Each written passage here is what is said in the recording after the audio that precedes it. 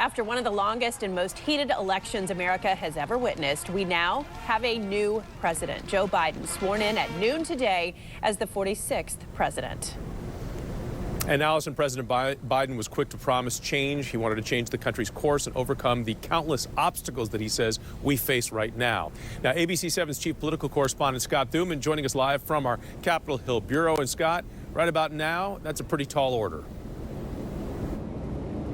Well, it absolutely is, and I think everyone's aware of how difficult that may be. But Jonathan and Allison, also take a look at what today was a culmination of few days in political history, have been so fought over, so celebrated by half of the country and disputed by the other. But President Biden vowing that he was going to put that behind him, and he invited all Americans to join him in that effort.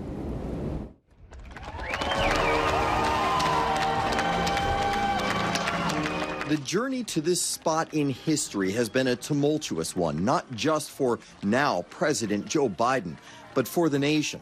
Let's start afresh, all of us. Let's begin to listen to one another again, hear one another. Politics doesn't have to be a raging fire, destroying everything in its path.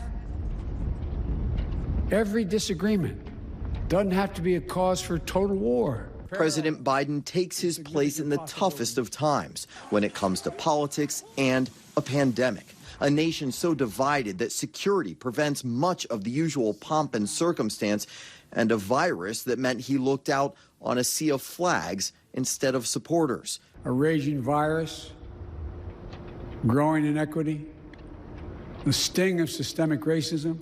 Any one of these would be enough to challenge us in profound ways. But the fact is, we face them all at once. Are we going to step up, all of us? The goal is one many before him have professed, to be a uniter, a message that garnered the backing and attendance of Presidents Obama, Bush, and Clinton, and Vice President Pence, though not Donald Trump. Here we stand, just days after a riotous mob thought they could use violence to silence the will of the people. It did not happen. It will never happen. Not today, not tomorrow, not ever. His goals, both ambitious and potentially groundbreaking. He's already done that with his vice presidential choice. So help me God.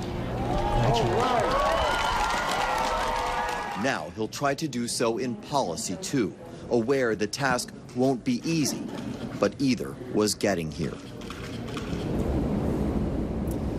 Jonathan and Allison, immediately after the ceremony here, that's when we saw President Biden again, flanked by Presidents Obama and Bush and Clinton, all going together to Arlington National Cemetery to lay the wreath at the Tomb of the Unknown Soldier, and then make that trip over to the White House because, as President Biden said, and you just alluded to, it's time to get to work. Back to you.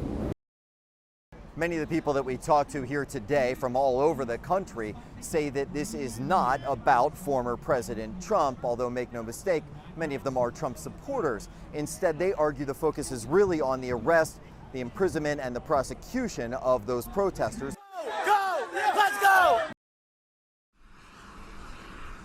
As President Biden fine-tunes his next move, possibly $1 trillion just on infrastructure, he'll need former rival, now Transportation Secretary Pete Buttigieg, to help move it. Every few years, we hear this.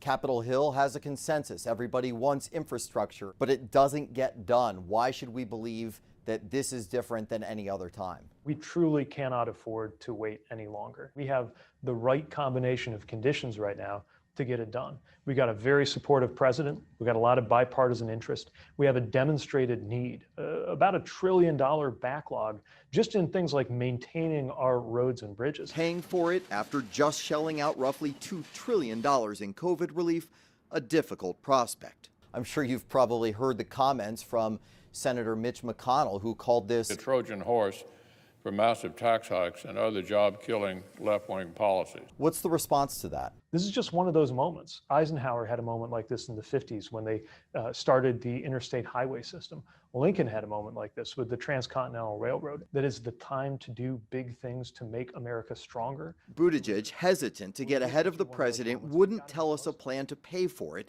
but his team says it won't be through a controversial mileage tax or any others that hurt average Americans.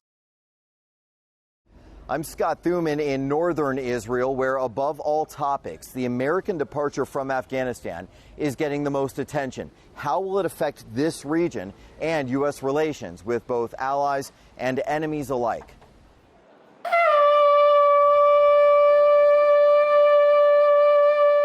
Across the Middle East, where fallout of wars and politics can drown out all other noise, the departure of the American military from Afghanistan is dominating the headlines, and in particular in Israel, a nation proud to be labeled America's greatest ally and muscle in the Middle East, now examining any potential repercussions. Don't expect happy departures. And don't blame those who do that. Blame only those who didn't know to leave on time. Yoshi Beilin, a cabinet minister during Israel's chaotic exit from Lebanon some 20 years ago, insists there is faith in America despite his criticism the U.S. stayed in Afghanistan for too long. What do you think? That countries will say, oh, now we expose the real America. They are so weak. They are leaving Afghanistan. Let us find something else. What are they going to do? Find new allies, new superpowers, better superpowers? Nonsense. Now, members of the Israeli equivalent to America's Congress, the Knesset, question the impact and whether it leaves a vacuum for terror groups to flourish, further threatening U.S. allies in the region. I think we saw now a boost of energy for every radical Islamist on the face of earth.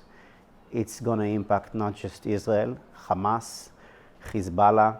It's going to create a lot of problem for America in Iraq. And also within Europe, it's a defeat not just of the American army, but everything that America represents.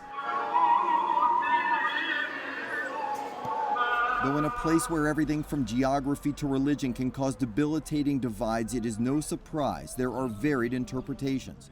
Mr. Prime Minister. In the West Bank city of Ramallah, we sat down with the Palestinian Prime Minister. The lesson to learn from Afghanistan is that there isn't military solution to so many problems.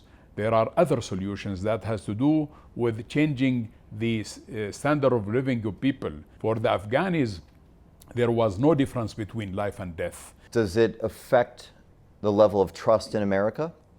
Well, by all means. I mean, I think what we have seen there is a real failure of what has happened.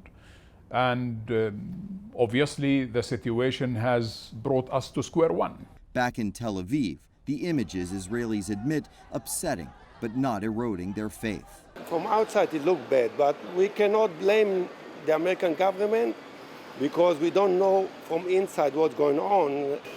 I think there is a big and good friendship between Israel and America, and nothing will disturb it. While many here in the Middle East disagree over so much, we have heard at least some consensus, calling those images of Americans leaving Afghanistan heartbreaking.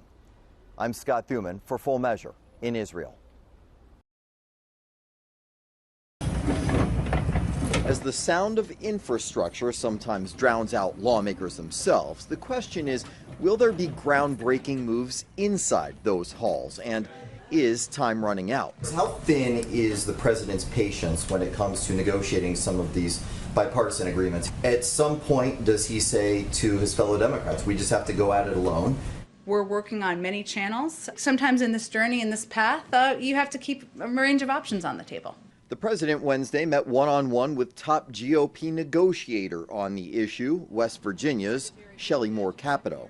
Biden's original proposal was $2.5 trillion, and he came down to $1.7 trillion. Senate Republicans made a $928 billion counteroffer and want to tap into unspent COVID funds to pay for it. I'm not for just borrowing a couple $1 trillion. That's what the Democrats have put forward. Their bill is just ludicrous. I think there's a role for government, but it has to be fiscally responsible. But the slimmer Republican proposal could leave out funding for clean energy jobs, remove lead pipes, or upgrade VA hospitals. Is there a point the White House says it's moving on without Republicans? And his level of patience? I would say he wouldn't have been in the Senate for 36 years if he wasn't quite patient. So, but you know, patience is not unending. Would that trigger a my way or the highway approach for the White House and going alone on all sorts of major initiatives like the president's jobs plan or more executive orders instead of congressional bills? Meanwhile, the pressure continues to mount. White House Press Secretary Jen Psaki telling me that the president would like to see real progress on the infrastructure plan by next week when Congress returns to work. At the White House, I'm Scott Thuman.